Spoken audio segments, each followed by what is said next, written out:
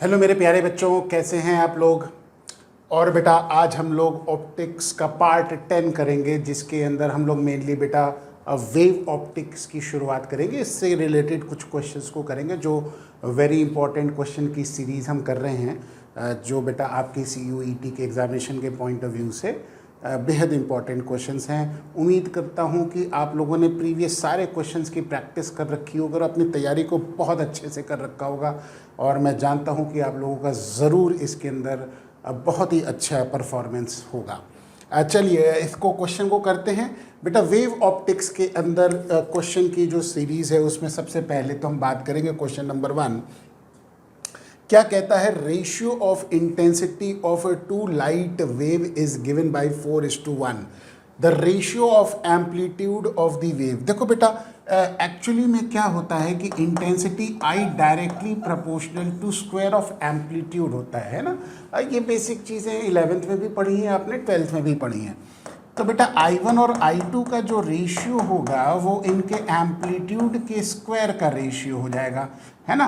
तो इसका मतलब अगर हमको एम्पलीट्यूड का रेशियो निकालना है तो वो इनकी इंटेंसिटी I1 और I2 का स्क्वायर रूट हो जाएगा, है ना। तो I1 यहाँ पे गिवन है बेटा 4 और I2 गिवन है 1, तो √4/1 यानी कि 2:1 आंसर आ जाएगा। ये मेरा यहाँ पे आंसर मार्क कर दिया।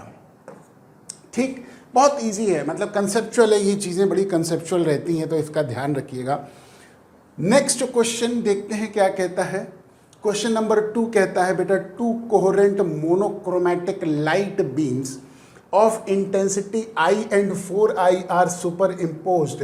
The maximum and minimum possible intensities in the resulting beam.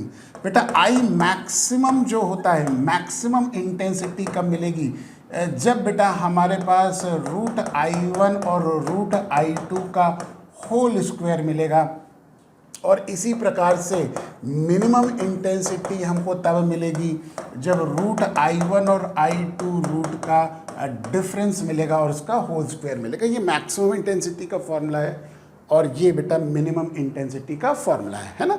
तो अब हम I और 4I रख देंगे, I1 की जगह I रख देंगे और I2 की जगह 4I रख देंगे। तो ये बेटा हमारे पास √I हो जाएगा और √4I की जगह 2√I हो जाएगा, जिसका होल स्क्वायर जो कि 9I हो जाएगा, है ना बेटा। 2√I प्लस √I 3√I हो जाएगा, जिसका होल स्क्वायर 9I होगा। ऐसे ही यहाँ पे अगर हम देखें तो √I माइनस 2√I का होल स्क्वायर हो जाएगा। तो ये बेटा I √ बचेगा ना, तो ये जो कि बचेगा क्या, I बचेगा। इसका मतलब मैक्सिमम इंटेंसिटी जो होगी वो 9I होगी और मिनिमम इंटेंसिटी I होगी।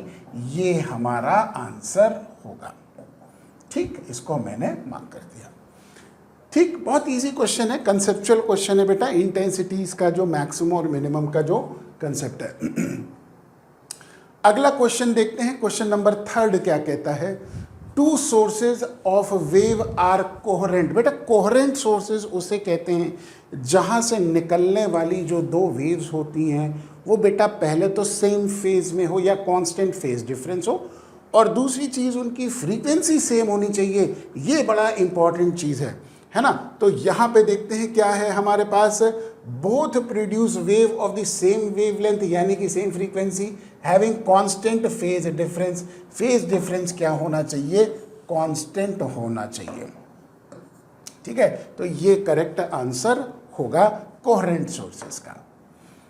नेक्स्ट क्वेश्चन कहता है, the meaning of wave front. बेटा वेव फ्रंट एक ऐसी locus of all the positions of the particle which are oscillating in the same phase, उसको हम वेव फ्रंट कहते हैं, है ना। तो हम यहाँ पे देखेंगे all the particles on the surface vibrate in the same phase. ये पहला ही आंसर जो होगा, यही हमारे पास वेव फ्रंट की डेफिनेशन हो गई। ये तो हो नहीं सकता क्योंकि ये ऑपोजिट फेज बता रहा है, और ये कह रहा है कि सम सेम फेज और सम इन ऑपोजिट फेज, ये भी नहीं होगा। तो जहाँ पे सारे पार्टिकल सेम फेज में ऑसिलेट करते हैं तो बेटा उन पॉइंट्स को यदि हम ज्वाइन करते हैं तो जो उन पॉइंट्स का लोकस होता है उसी को हम वेव फ्रंट कहते हैं। नेक्स्ट क्वेश्चन कहता है which of the following statement is true? Sound wave in air are longitudinal, white light wave in are transverse in nature. ये बेटा हमारे पास एयर की कंडीशन में ट्रू होता है, क्योंकि एयर में जो साउंड वेव ट्रैवल करती है वो लॉन्गिट्यूडनल होती है ना, और एयर और लिक्विड में बेसिकली। लेकिन जब सॉलिड्स में होती है साउंड वेव ट्रैवल करती है तो बेटा ट्रांसवर्स भी हो सकती है और लॉन्गिट्यूडनल भी हो सकती है, लेकिन एयर में साउंड वेव हमेशा लॉन्गिट्यूडनल रहेगी, और लाइट जैसा कि आप जानते हैं कि वो हमेशा ट्रांसवर्स नेचर की ही होती है, वो लॉन्गिट्यूडनल होती ही नहीं है। नेक्स्ट क्वेश्चन, क्वेश्चन नंबर 6 क्या कहता है, पढ़ते हैं। Two waves have the equation y1 is equal to a sin omega t plus phi1, y2 is equal to a sin omega t plus phi2 if the amplitude of the resultant wave is equal to the amplitude of each of the superimposing wave। ठीक है, then what will be the phase difference between them? बेटा ये आपको relationship पता है कि a बराबर किसके होता है, a1 square plus a2 square plus twice a1 a2 into cos of phi, है ना। ये हमारे पास होता है जहाँ पे a1 और a2 इंटरफेरिंग वेव्स का एम्पलीट्यूड होता है, और फाई जो होता है उनके बीच में फेज डिफरेंस होता है। तो उनके इंटरफेरेंस से दो वेव के मिलने से एक नई वेव जो पैदा होती है उसका एम्पलीट्यूड ए हो जाएगा। तो अब ये कह रहा है कि ये a1 a2 और a तीनों की वैल्यू क्या है, सेम है एज पर दी क्वेश्चन। यही कह रहा है ना, if the amplitude of the resultant is equal to the amplitude of each of the superimposing wave, तो यहाँ पे हम इसकी जगह स्मॉल a लिख देंगे और इनकी जगह भी हम क्या लिख देंगे बेटा, स्मॉल a लिख देंगे। तो small a square plus small a square plus twice a1 a2 की जगह a स्क्वायर हो जाएगा इंटू कॉस ऑफ फाई।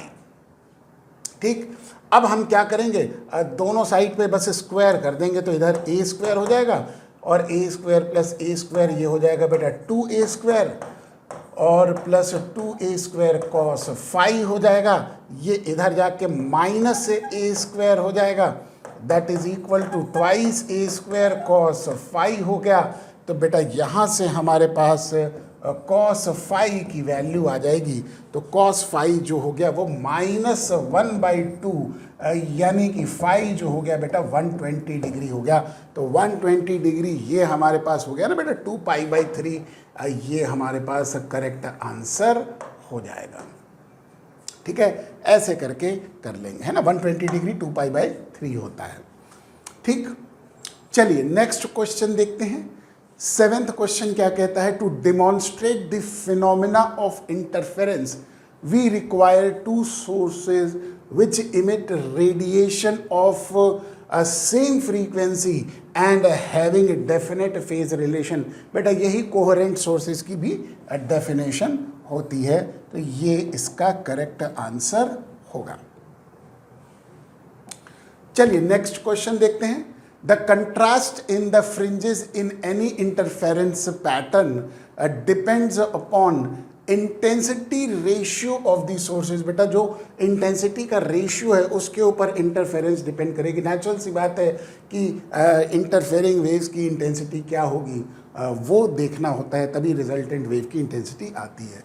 तो intensity ratio of the source ये हमारे पास इसके ऊपर डिपेंड करेगा। कंट्रास्ट, कंट्रास्ट मतलब ब्राइट और डार्क के बीच में कितना ब्राइट है कितना डार्क है वो कंट्रास्ट होता है। क्वेश्चन नंबर 9 कहता है yellow light emitted by the sodium lamp in YDS Young's double slit experiment is replaced by monochromatic blue light of the same intensity. बेटा एक चीज का ध्यान रखिए, लैम्डा फॉर ब्लू लाइट जो होती है वो कम होती है लैम्डा फॉर येलो लाइट, है ना। ये चीज का तो ध्यान आपको पता ही है कि जैसे जैसे हम रेड से ब्लू की तरफ जाएंगे बेटा वेवलेंथ क्या करेगी, डिक्रीज करेगी। तो उस कंडीशन में क्या होगा बेटा, फ्रिंज विथ डिक्रीज करेगी। फ्रिंज विथ बीटा बराबर किसके होता है, लैम्डा बड़ा डी, है ना, अपॉन स्मॉल डी। तो बेटा लैम्डा अगर डिक्रीज करेगा, देखो वाई से ब्लू की तरफ आएंगे तो लैम्डा डिक्रीज करेगा, तो फ्रिंज विड्थ भी क्या करेगी, डिक्रीज करेगी, यानी कि जैसे ये डिक्रीज करेगा वैसे ये डिक्रीज करेगा। तो ये करेक्ट आंसर मेरा हो जाएगा। ओके, चलिए नेक्स्ट क्वेश्चन देखते हैं। क्वेश्चन कह रहा है Young's experiment is performed in air and then performed in water, the fringe width. बेटा फ्रिंज विड्थ इस कंडीशन में क्या करेगी बेटा, डिक्रीज करेगी। देखो बेटा म्यू यानी कि रिफ्रैक्टिव इंडेक्स जो होता है वो बराबर होता है lambda in air upon lambda in medium, है ना। तो अब हमारे पास बीटा के बराबर भी देखेंगे तो बीटा बराबर किसके हो जाएगा, बीटा इन एयर बराबर लैम्डा इन एयर अपॉन ये कैपिटल डी अपॉन छोटा डी, और ऐसे ही बीटा मीडियम में क्या हो जाएगा बेटा, lambda medium capital D upon छोटा डी, है ना। तो अब यहाँ से अगर हम देखें तो beta A into small D upon capital D बराबर लैम्डा ए हो जाएगा, और नीचे लैम्डा एम हो जाएगा। तो बेटा लैम्डा एम बराबर हो जाएगा बीटा एम, है ना, small D upon capital D. तो ये हो जाएगा हमारा रेशियो म्यू के बराबर हो गया। तो beta air upon beta medium बराबर म्यू के हो गया। तो बीटा मीडियम जो हो गया वो बराबर किसके हो गया बेटा, बीटा एयर अपॉन म्यू के हो गया ना। तो म्यू से डिवाइड हो गया, ये देखिए। तो इसका मतलब फ्रिंज विड्थ क्या कर गई, डिक्रीज कर गई। ये मेरा करेक्ट आंसर होगा। ठीक है, बहुत इजी है, बस ये फ्रिंज विड्थ का कंसेप्ट लगाना है बेटा। ये एक छोटा सा एक ये याद करना है, और फ्रिंज विड्थ का फॉर्मूला बेटा याद रहना चाहिए। नेक्स्ट क्वेश्चन देखते हैं। अगला क्वेश्चन क्या कहता है, in Young's double slit experiment the phase difference between the light wave reaching the third bright fringe from the central fringe will be. देखो बेटा इसमें बेसिक जो हमारे पास रिलेशन है कि बेटा फॉर ब्राइट फ्रिंज, है ना, पहले तो हम ब्राइट फ्रिंज की बात करें तो ब्राइट फ्रिंज कब कब बनेगी बेटा, जब पाथ डिफरेंस किसके बराबर होगा बेटा, एन लैम्डा के, है ना। तो अगर 1 टाइम्स होगा तो इसका मतलब फर्स्ट ब्राइट फ्रिंज 2 हो जाएगा, तो सेकंड ब्राइट फ्रिंज 3 हो जाएगा, तो थर्ड ब्राइट फ्रिंज। और आपको पता है कि फेज डिफरेंस जिसको हम फाई कह सकते हैं, कई बार इसको डेल्टा फाई भी कहते हैं, ये बराबर होता है बेटा 2 pi by lambda into path difference यानी कि डेल्टा एक्स। इसको कहते हैं बेटा प्रोपोगेशन कांस्टेंट। ठीक, तो इससे हम फेज डिफरेंस निकाल लेंगे, तो ये बराबर हो जाएगा 2 पाई बाई लैम्डा, है ना, और डेल्टा एक्स बराबर किसके होगा बेटा, एन लैम्डा। अब ये और ये कैंसिल, फेज डिफरेंस बचा बेटा 2 पाई एन, है ना। एन यानी कि कितनी ब्राइट फ्रिंज हो गई, यहाँ पे देखिए एन की वैल्यू आ रही है 3, क्योंकि थर्ड ब्राइट फ्रिंज कह रहा है ना। तो बेटा यहाँ पे n की जगह हम क्या पुट कर देंगे, 3 पुट कर देंगे। तो फाई बराबर 2 पाई इंटू 3 यानी कि 6 पाई रेडियंस आंसर आ जाएगा। ये मेरा आंसर यहाँ पे आ गया। ठीक है, क्लियर। तो ये फेज डिफरेंस हमारे पास आ जाएगा। चलिए नेक्स्ट क्वेश्चन देखते हैं। क्वेश्चन नंबर 12 क्या कहता है, interference was observed in interference chamber when air was present. Now the chamber is evacuated and the same light is used.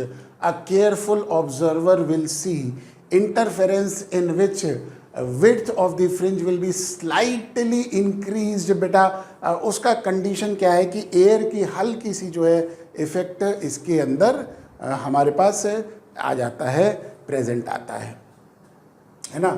तो ये हमारे पास करेक्ट आंसर होगा। इसको मार्क कर देते, अरे मिट गया जी। ठीक है, चलिए next question. In double slit experiment for light of which colour the fringe width will be minimum.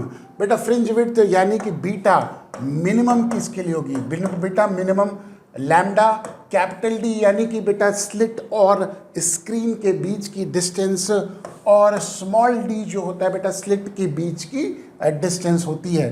तो beta directly proportional to wavelength, तो जिसकी वेवलेंथ सबसे कम होगी उसकी बीटा भी सबसे कम होगा। तो मिनिमम किसकी होगी बेटा, वॉयलेट की होगी ना, क्योंकि वॉयलेट की वेवलेंथ इन सब में सबसे कम होती है। ठीक, नेक्स्ट क्वेश्चन कहता है if two slits are illuminated by a wavelength, बेटा यहाँ पे लैम्डा गिवन है 5 × 10⁻⁻7 मीटर गिवन है, and distance between two bright fringe, distance between two bright fringe यानी कि फ्रिंज विड्थ गिवन है कितना बेटा, 0.005 गिवन है। On a screen 1 metre away यानी कि कैपिटल डी की वैल्यू 1 मीटर हो गई। Then distance between the slit यानी कि स्मॉल डी की वैल्यू निकालनी है। बस कैलकुलेशन वाला पार्ट है बेटा, और ये आप बहुत आसानी से कर सकते हैं। बीटा बराबर लैम्डा कैपिटल डी अपॉन छोटा डी है ना, तो स्मॉल डी निकालना है, तो ये हो जाएगा lambda capital D upon beta. Lambda हो गया बेटा 5 × 10⁻⁻7, ये हो गया 1, और नीचे हो जाएगा बीटा 0.005 यानी कि 5 × 10⁻³ हो जाएगा। ठीक है, तो ये हमारे पास आ जाएगा है ना, -1 -2 -3। ठीक, तो ये हमारे पास स्मॉल डी जो आएगा ये भाई 1 × 10⁻⁻4 मीटर हो जाएगा, है ना। तो 1 × 10⁻⁻4 मीटर यानी कि 10⁻2 सेंटीमीटर हो जाएगा बेटा। तो ये मेरा आंसर आ जाएगा। ठीक है, बहुत बढ़िया क्वेश्चन है, मज़ा आ गया। बस ये वाला फॉर्मूला मैंने बार बार आपको बताया कि बेटा ये फॉर्मूला याद रहना चाहिए, फ्रिंज विड्थ वाला, है ना, इससे ही ये न्यूमेरिकल होंगे। चलिए नेक्स्ट क्वेश्चन देखते हैं। क्वेश्चन नंबर 15 क्या कहता है, the fringe width in Young's double slit experiment is 2 × 10⁻⁻4। तो बीटा हो जाएगा बेटा 2 × 10⁻⁻4 metre. If the distance between the slit is halved and the slit screen distance is double, new fringe width क्या हो जाएगी। तो बेटा बीटा बराबर क्या हो जाता है बेटा, लैम्डा कैपिटल डी अपॉन छोटा डी, है ना। तो इनिशियली मान लीजिए बीटा 1 हो गया, अब बीटा 2, ठीक, वेवलेंथ हमने सेम रखी, और क्या क्या किया, distance between the slit is half, है ना, यानी कि स्मॉल डी को हाफ कर दिया। तो अब की बार स्मॉल डी बाई 2, तो 2 ऊपर चला गया, and the slit screen distance is double, capital D को डबल कर दिया, तो ये हो जाएगा 2 टाइम्स ऑफ डी। तो बीटा 2 बराबर हो जाएगा 4 टाइम्स बीटा 1, और बीटा 1 है ओहो 2 × 10⁻⁻4, तो आंसर हो जाएगा 8 × 10⁻⁻4। ये मेरा आंसर यहाँ पे चमक रहा है, लाल डब्बे में डालने का मज़ा ही कुछ और होता है। ठीक, तो बेटा ये कुछ बेहद इंपॉर्टेंट क्वेश्चंस मुझे लगे जो कि CUET के पॉइंट ऑफ व्यू से बेटा इंपॉर्टेंट है। ध्यान रखिए बेटा, हम तैयारी कर रहे हैं CUET के, तो उसके हिसाब से जो क्वेश्चन मुझे इंपॉर्टेंट लगते हैं बेटा वो मैं करा रहा हूँ, है ना। तो कई बार बच्चे कमेंट करते हैं कि सर आप इजी क्वेश्चन कराते हैं, कई बार बच्चे कहते हैं कि सर आप मुश्किल क्वेश्चन कराते हैं।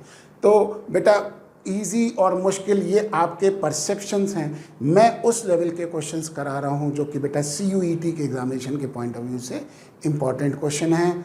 तो इसकी तैयारी कर रहे हैं, तो इसके लिए इन क्वेश्चंस को करना ज़रूरी है। ठीक है, चलिए पढ़ते रहिए, आज के लिए इतना ही बहुत है। तब तक नेक्स्ट क्लास में हम नेक्स्ट आगे की बात करेंगे।